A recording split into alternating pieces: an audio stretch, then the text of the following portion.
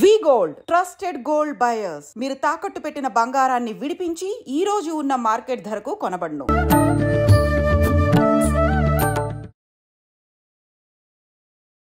నమస్కారం, welcome to I dream. ధర్మ మార్గం విత్ విజిత కార్యక్రమానికి స్వాగతం.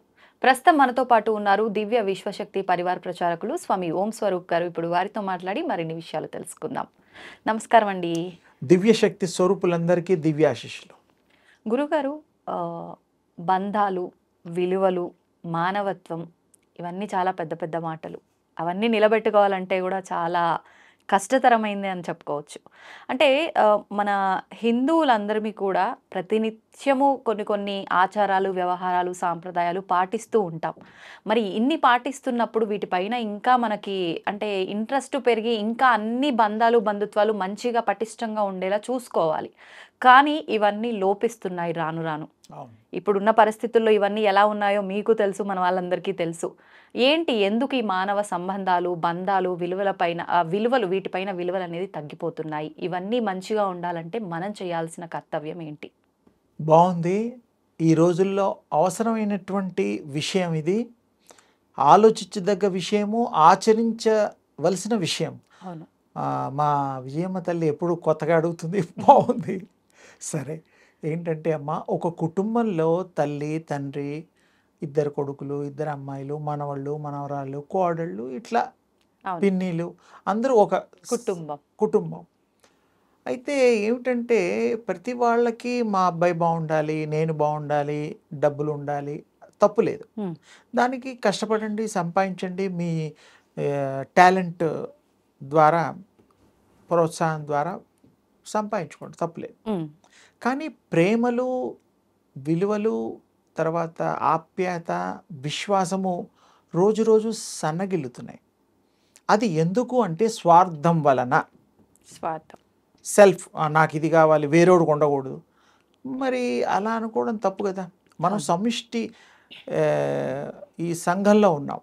అందరితో కలిసినప్పుడు అందరితో మనం మెయింటైన్ చేయాల్సి వస్తుంది. రాకపోకలేమిటి, మాటలేమిటి, ప్రేమాభిమానాలు, మర్యాదలు, ఇవన్నీ ఉంటేనే సంఘంలో ఆ విలువలు ఉంటాయి. అయితే ఇప్పుడు ఒక కుటుంబంలో తల్లిదండ్రుల దగ్గర నుంచి కూడా మనం ఆలోచన చేయాలి. పెద్దాడు చాలా ముద్దు, చిన్నాడు ముద్దు కాదంటే అది బాధే. చిన్నాడికి తల్లి ఇష్టం అయి ఉండొచ్చు, ఇంకొక అమ్మాయికి ఇద్దరు ఇష్టం అయి ఉండొచ్చు, నాన్నమ్మకి ఒక ఇంకో మనవరాలు అంటే ఓకే, తప్పు లేదు. కానీ మీరు అతనే ఇష్టం, ఈవిడే ఇష్టం అని ప్రదర్శన చేయకండి. తల్లిదండ్రులకు చెప్పేది, అందరినీ సమానంగా ప్రేమ చేయండి.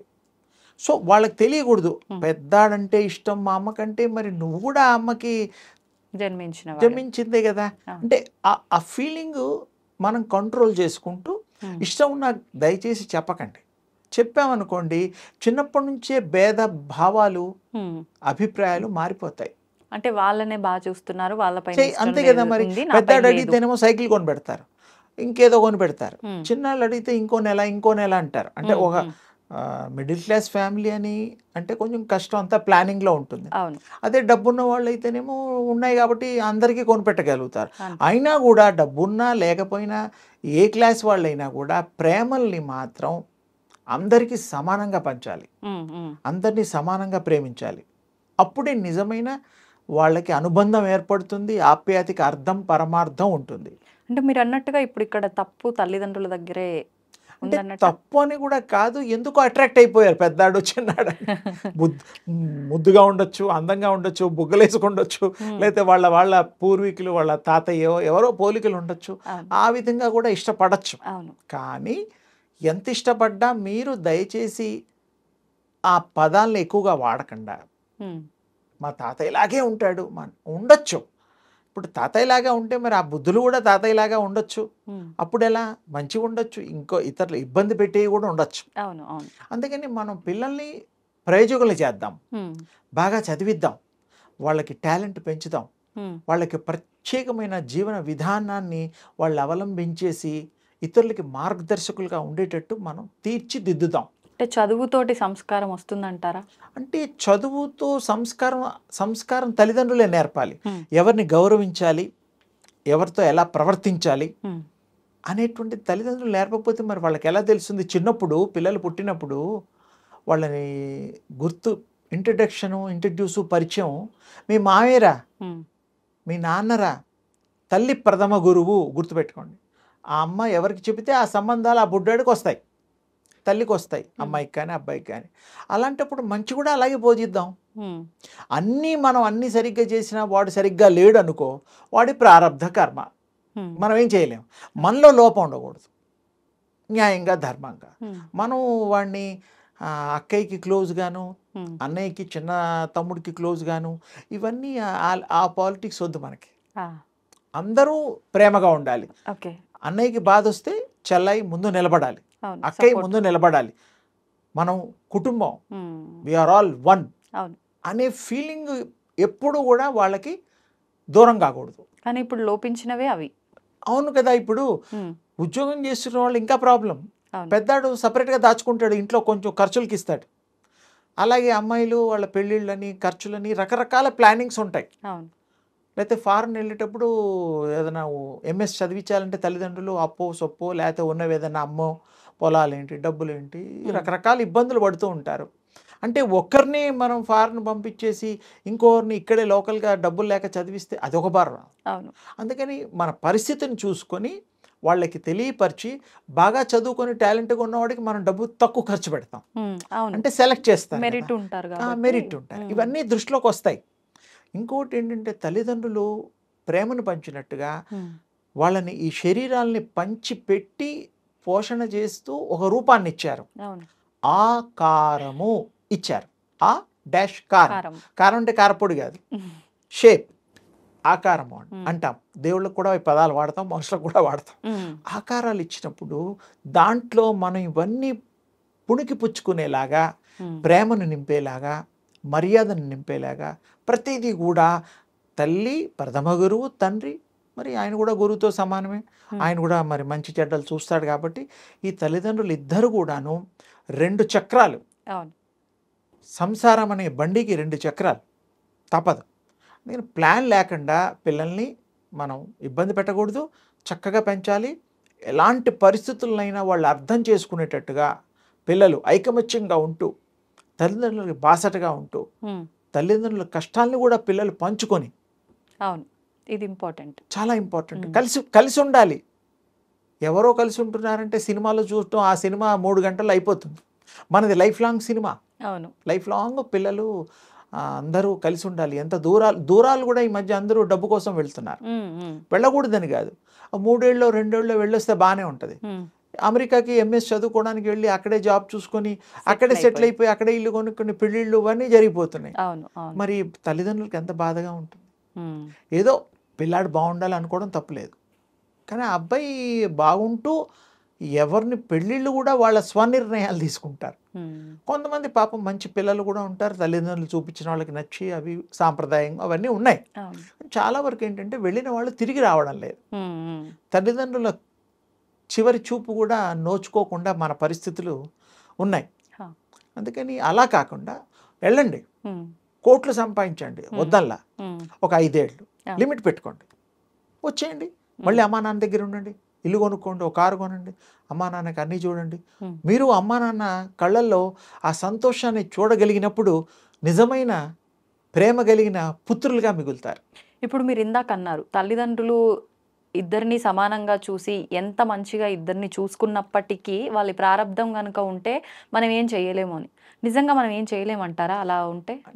అంటే జపం చేసుకోవాలి, పూజ చేసుకోవాలి, సంకల్పం చేసి నా బిడ్డ బాగుండాలని దేవుణ్ణి పట్టుకుంటే కూడా టోటల్ సరెండర్ అయ్యి ఆ భగవంతుడు నీవే తప్ప హితపరం బెరుగా అనేటువంటి దృఢ సంకల్పంతో గనక తల్లిదండ్రుల్లో ఎవరైనా ఒకరు పట్టుకుంటే ఆ భగవంతుడు కృప చేసి వాడిని బుద్ధి మారుస్తాడు, గుణాలు మారుస్తాడు, ఆ ప్రేమల్ని మళ్ళీ చిగురింపజేస్తాడు భగవంతుడు. అది చేస్తాడు, అది సందేహం లేదు. అలా చాలామంది మారిన వాళ్ళు ఉన్నారు, మారని వాళ్ళు కూడా ఉన్నారు. కానీ ఈ కలియుగంలో ఏంటంటే మారకుండా ఉండేవాళ్ళు ఎక్కువైపోయారు, మారిన వాళ్ళు తక్కువ. అంటే వాళ్ళకు కూడా సమంగా ఆ ప్రేమ ఉండగలగాలి కదా. ఎప్పుడైనా పిల్లలకి తల్లిదండ్రులు దూరంగా ఉంటే అలాగే అలవాటైపోతుంది, దూరంగా ఉండటం ఉండకూడదు. కానీ ఇప్పుడు మొత్తం స్కూల్స్ కి అని చెప్పి అంటే ఆ స్కూల్ ఏముందమ్మా 8 గంటలకి మళ్ళీ వస్తారుగా. హాస్టల్స్ లో వేస్తున్నారు కదా. అదే కదా ప్రాబ్లం. హాస్టల్లో ఉన్నప్పుడు అదొక ప్రపంచంలో బతుకుతారు. అవును. ఆ ప్రపంచంలో బడిగినప్పుడు అమ్మా నాన్న ఎప్పుడో గుర్తొస్తారు. వాళ్ళ నీడ్స్ అక్కడ వార్డెన్ వాళ్ళు వీళ్ళు చూస్తారు. కానీ కొంతమంది అంటారు కదా గురువు గారు, ఇప్పుడు అంటే మన దగ్గర ఉన్నప్పుడు మన పిల్లలకి మనం ఎంత చెప్పినా అర్థం కాదు, ఒక్కసారి అంటే ఏదైనా దగ్గర లేనప్పుడే విలువ తెలుస్తుంది అంటారు కదా. అలా హాస్టల్లో వేయడం వల్లే మన విలువ కానీ డబ్బు విలువ కానీ తెలుస్తుంది అని. అంటే ఇందులో ఇంకో ప్రాబ్లం ఉంది. హాస్టల్లో ఉండేటప్పుడు తల్లిదండ్రుల ప్రెషర్ ఉండదు, ఫ్రీడమ్ ఎక్కువైపోతుంది. వాళ్ళు ఏం చేసినా అడిగేవాళ్ళు ఎవడు ఉంటాడు? వార్డెన్ 24 గంటలు ఉండడు కదా. స్టూడెంట్స్ అందరికీ ఒక్కొక్క వార్డెన్కి ఒక్కొక్క స్టూడెంట్కి అప్పచెప్పరు కదా. అవును. అందుకని అక్కడ ఫ్రీడమ్ ఎక్కువ ఉంటుంది. మంచి వాళ్ళు ఎక్కడైనా మంచిగా ఉంటారు, నేర్చుకుంటారు, కాదంటలేదు. అక్కడ వేరే ఇబ్బందులు వేరే అలవాట్లు అవ్వడానికి కొంత అవకాశం ఉంటుంది. అంటే ఎక్కడ ఈ భయం లేదు కదా హాస్టల్లో. ఒక్క టీచర్సు లెక్చరర్సు వార్డెన్ తప్ప ఇంకెవరికి భయపడతారు? ఇక్కడేమో అమ్మ నాన్న 24 గంటలు వాచ్ ఇంట్లో చూస్తారు. అవును. అక్కడ వాళ్ళు 24 గంటలు చూడడానికి అవకాశం లేదు. అందుకని అందులో చదువుకి బాగా వాళ్ళ పిల్లలు బాగుపడతారనేటువంటి ఎక్కువ ఫీజులు కట్టి చేర్పించడం తప్పు లేదు. కానీ మనం ఏదో నెలకోసారి 2 సార్లు వెళ్ళి చూసి వచ్చిన ఎంతసేపు ఉంటాం? ఓ రోజు ఉంటామేమో. మళ్ళీ వాళ్ళు 29 రోజులు మీరు వచ్చేదాకా వాడు ఏం చేస్తున్నాడో ఫోన్ల ద్వారా కానీ ఎవరైనా చెప్తే కానీ తెలియదు. అలాంటప్పుడు బాధాకరమైన విషయం కదా. మన ఇంట్లోనే హాస్టల్ లేకుండా బుడ్డాన్ని మంచిగా పెంచి తల్లిని బాగా పెంచి మంచి సంస్కారవంతులుగా తీర్చిదిద్దడానికి తల్లిదండ్రులు ఎంత కన్నది ప్రేమత వల్ల. మరి మనని మనం తయారు చేసుకోవడం ఇంకోటి. మనకు పుట్టిన పిల్లల్ని అబ్బాయిని కానీ అమ్మాయిని కానీ ఎవరో కాదు, ఈ శరీరాలు రక్తమాంసాలు పంచి ఇచ్చిందే కదా ఆ పిల్లలు. మిమ్మల్ని మీరే తయారు చేసుకుంటున్న భావంలో గనక పెంచితే వండర్ఫుల్. అలా ఎంతమంది అనుకుంటారో నాకు తెలీదు. నా పిల్లలు నేనే వాళ్ళల్లో మిమ్మల్ని చూసుకోవాలి తల్లిదండ్రుల్ని. అప్పుడు తప్పకుండా కొంత మార్పు రావచ్చు. 100% అని నేను చెప్పలేను. వాళ్ళ పూర్వజన్మ సుకృతాలు కూడా ఉంటాయి. కానీ ఇంకోటి కూడా ఏంటంటే శరీరాలే కానీ మళ్ళీ పాత విషయం, ఆత్మల్ని కనలేరు కదా. అవును. ఆత్మలు వేరు. అవేదో ఈ గర్భంలోకి వచ్చి దాని పనులు చేసుకొని వెళ్ళిపోతాయి. ఈ శరీరాలన్నిటి కూడా DNA తర్వాత జెనెటిక్గా ఈ తల్లిదండ్రుల పూర్వులు వాళ్ళ సంతచాలు జబ్బులు గుణాలు సంతరించుకుంటాయి. అవి ఆపాదించబడతాయి. ఆత్మకి సంబంధం లేదమ్మా ఇవన్నీ. ఆత్మకి పూర్వజన్మ పనులు, ఆగిపోయిన పనులు, పుణ్యమో పాపమే అది తీసుకుంటుంది. ఈ గుణాలు పాపం దానికి ఆ గొడవ లేదు.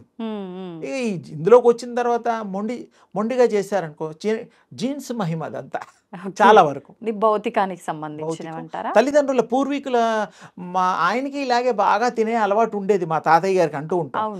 అలాగే మొండివాడు మా ముత్తాత, ఏదో చెప్పుకుంటూ ఉంటాం. అంటే ఏంటి, గుణాలు క్యారీ అవుతున్నట్టు లెక్క, క్లారిటీ ఉంది కదా. ఆత్మకి సంబంధించింది ఇవి ఉండవు.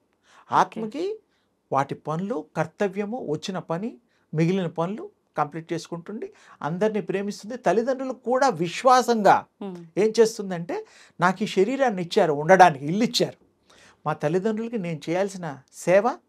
అంటే తల్లిదండ్రులు అంటే ఈ భౌతిక శరీరానికి, ఆత్మకి తల్లిదండ్రులు ఎవరు అనేటువంటిది కాదు ఇక్కడ.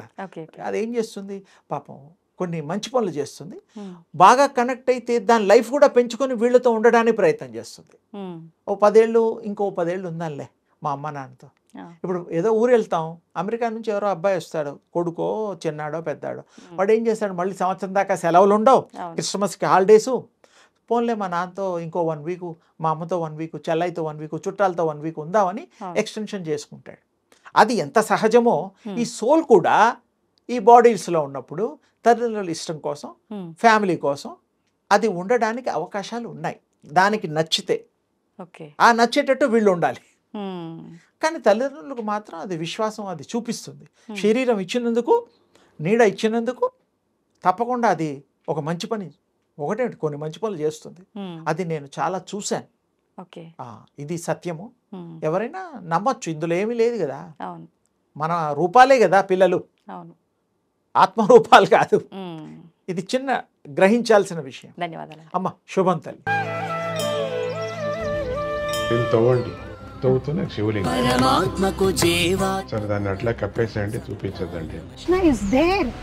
మూర్తి పూజ కాదు, సాక్షాత్ బ్రజేంద్ర నందన భగవాన్ ఉన్నారు మూర్తిలో. ఏమీ ఆశించకుండా ఆరాధించే వాళ్ళు కూడా ఉన్నారా ప్రభుజీ? నిజమైన భక్తి అంటే మనకు తెలియదు కాబట్టి